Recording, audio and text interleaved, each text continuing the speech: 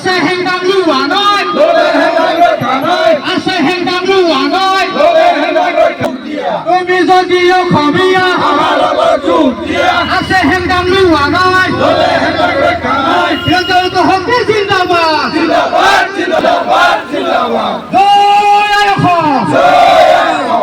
জাতীয় জনগোষ্ঠীয় সংগঠন এক হৈ আমি ধনশিৰি মহকুমা খিলঞ্জীয়া ঐক্য মঞ্চ আমি গঠন কৰিছিলোঁ।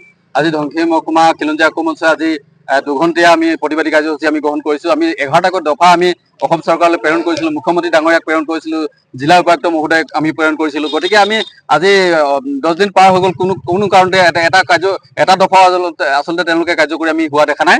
আমি এটা খিলঞ্জীয়া ঐক্য মঞ্চে এটা দাবী কৰিব বিচাৰিছোঁ, আমাৰ অসমত যিসকল খিলঞ্জীয়া মানুহ আছে, অসমৰ লগতে ধনশিৰি মহকুমাত যিসকল খিলঞ্জীয়া লোকে বসবাস কৰি আছে, খিলঞ্জীয়াসকলক চৰকাৰে সুৰক্ষা প্ৰদান কৰিব লাগে আৰু খিলঞ্জীয়া জীৱন সম্পত্তি ৰক্ষা কৰিব লাগে।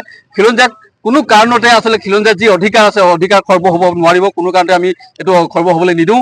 আৰু খিলঞ্জীয়াৰ যিসকলৰ আমাৰ ধনশিৰি মহকুমাত যিসকল যি ঠাইত আচলতে চৰকাৰী ভূমি আচলতে সন্দেহযুক্ত মিয়াই হওক বা হিন্দু বাংলাদেশী আচলতে দখল কৰি আছে, এই দখল কৰি থকা ভূমিবিলাক উচ্ছেদ কৰিব লাগে।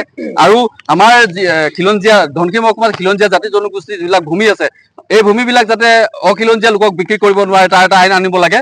আমি অসম চৰকাৰক আমি দাবী জনাইছোঁ, সমগ্ৰ অসমতে এখন আইন আনিব লাগে যে খিলঞ্জীয়াৰ জীৱন সম্পত্তিবিলাক আচলতে সুৰক্ষিত হ'ব লাগে আৰু জীৱন সম্পত্তি সুৰক্ষা হ'ব লাগে। আমি আৰু এটা আমি ক'ব বিচাৰিছোঁ যে অসমত ধনশিৰি মহকুমাৰ অনা অসমীয়া প্ৰতিখন ভাষা ব্যৱহাৰ কৰিব লাগিব আৰু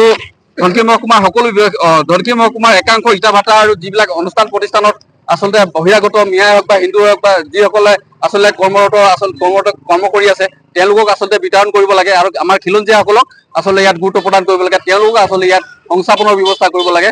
আৰু ধনশিৰি মহকুমাৰ ONGC যিবিলাক খাট আছে, এই খাটবিলাকত আমি দেখি পাইছোঁ বহিৰাগতৰ আচলতে শ্ৰমিকে ইয়াত কাম কৰি আছে। আমাৰ খিলঞ্জীয়া ল'ৰাবিলাক আচলতে বাহিৰলৈ যাবলগীয়া হৈছে, অসমৰ বাহিৰত তেওঁলোকে আচলতে বেলেগ ৰাজ্যত কাম কৰিবলগীয়া হৈছে। কিন্তু আমাৰ খিলঞ্জীয়া ল'ৰাবিলাকে বা যিবিলাক নিবনুৱা আছে, তেওঁলোকে ইয়াত কাম কৰিবলৈ সুবিধা নাপায়। চৰকাৰে এইবিলাকৰ সুব্যৱস্থা কৰিব লাগে, আমি এইটো দাবী জনাইছোঁ খিলঞ্জীয়া ঐক্য মঞ্চই।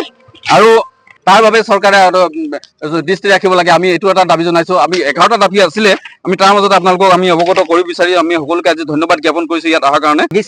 আৰু ইতিমধ্যে আপোনালোকে দেখা পাইছে যে আমাৰ সৰুপথাৰ সমষ্টিটোৰো বিভিন্ন জাতি জনগোষ্ঠী দল সংগঠনৰ আমি একত্ৰিতভাৱে এক হৈ আমি খিলঞ্জীয়া ঐক্য মঞ্চৰ ফালৰ পৰা আচলতে আমি এটা কথা আমি আপোনালোকৰ সংবাদ মাধ্যমৰ যোগেদি আমি দীৰ্ঘদিনৰ পৰা আচলতে এটা সপ্তাহ হৈ গ'ল, আমি এটা কথা সৰুপথাৰ সমষ্টিত একাংশ অনা অসমীয়া ব্যৱসায়িক আমি দাবী জনাই আহিছিলোঁ যে এই আপোনালোকে ইতিমধ্যে দেখিছে এই বৰ্তমান আমাৰ কাষত SDO অফিচৰ কাষত থকা এখন দোকানত আপোনালোকে যদি দেখে, সেই দোকানখনৰ তলত আচলতে থিয় হোৱাৰ লগে লগে আমি ইংলেণ্ডত থকা যেন এটা অনুভৱ হয়।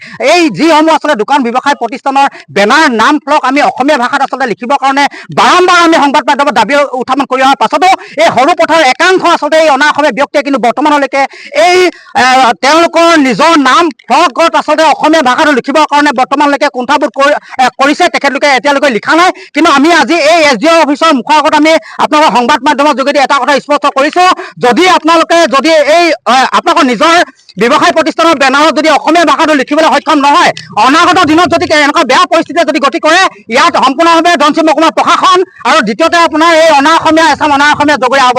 কাৰণ আমি ধনশিৰি মহকুমা অধিপতি মহোদয়ক আমি 11টাকৈ দফা আমি যোগেদি আমি এখন স্মাৰক পত্ৰ আমি যোৱাটো সপ্তাহতে দাখিল কৰিছিলোঁ।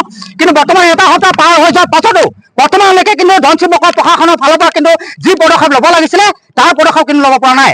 আৰু আমি এটা কথা আপোনালোকৰ সংবাদ মাধ্যমৰ যোগেদি দীৰ্ঘদিনৰ আমি এটা কথা দাবী উত্থাপন কৰিছিলোঁ যে A sector, B sector, C ছেক্টৰত যে যিসকল আচলতে তাত নগা লোক বসবাস কৰি আছে, তাত আচলতে মিয়া সম্প্ৰদায়ৰ লোকে খেতি বাতি কৰে, সেই মিয়া সম্প্ৰদায়ৰ লোক হওক বা হিন্দু ব্যক্তিসকলে কি কৰে, এই A sector, B sector, C ছেক্টৰত আচলতে বিভিন্ন অঞ্চলৰ চৰকাৰী ভূমিসমূহ অবৈধভাৱে বেদখল কৰি আছে, তাত বসবাস কৰি আছে। আজি উৰিয়ামঘাটৰ দুখন গাঁও চৰকাৰী ভূমি হাজাৰ আচলতে অবৈধ মিয়া বাংলাদেশী তাত বসবাস কৰি আছে।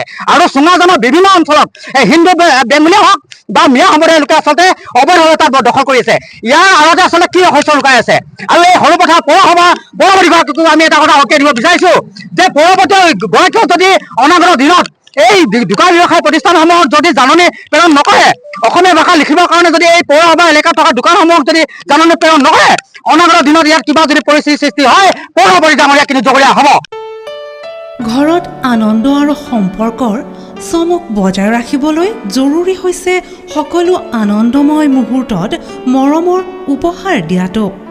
সেইবাবে মধুশ্ৰী জুৱেলাৰ্ছে আনিছে সকলো ৰঙীন ক্ষণৰ বাবে বিশেষ গহনা। হীৰাৰে হওক, সোণৰে হওক বা ৰূপৰে হওক, শ্ৰেষ্ঠ ডিজাইনছ আৰু হলমাৰ্কযুক্ত গহনাই ৰাখে সম্পৰ্কক নিখুঁত।